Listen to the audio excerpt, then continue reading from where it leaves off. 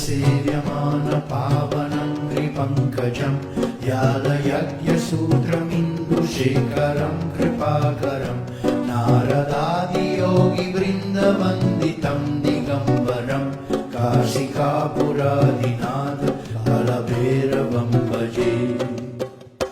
भानुकोटिपस्वरं भवब्धितारकं परं नीलकण्ठमीप्सितर्तदायकं त्रिलोचनं कालकालमम्बुजक्षमक्षशूलमक्षरं काशिकापुरादिनाथ कालभैरवं भजे।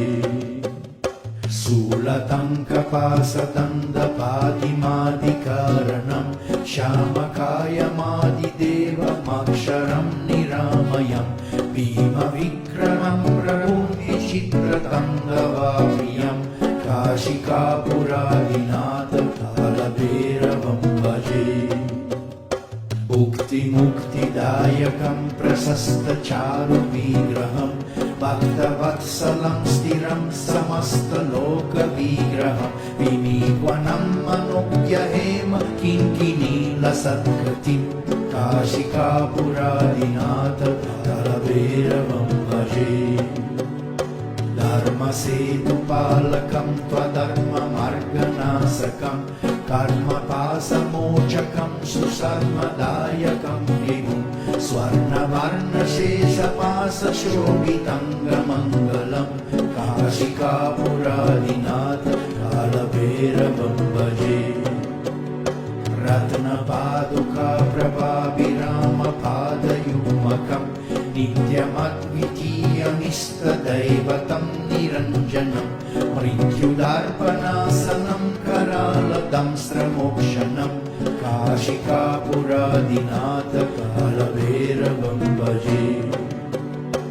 अट्टहासभिन्नपद्मचण्डकोशसन्ततिं दृष्टिपातनस्तपापजालमुग्रशासनम् अष्टसिद्धिदायकं कपालमालिकाधरं काशिकापुरादिनाथ कालभैरवं भजे।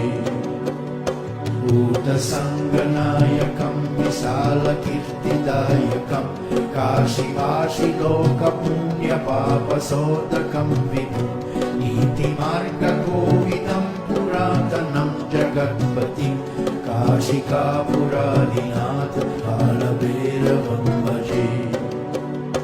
कालभैरवष्टकं पतन्ति ये मनोहरं ज्ञानमुक्तिसाधनं विचित्रपुण्यवर्धनं शोकमोहदन्यलोभकोपतापनाशनं ते प्रयन्ति कालभैरवङ्घ्रिसन्निधिं ध्रुवं ते प्रयन्ति कालभैरवङ्घ्रिसन्निधिं ध्रुवं काशिकापुरादिनाथ कालभैरवं भजे।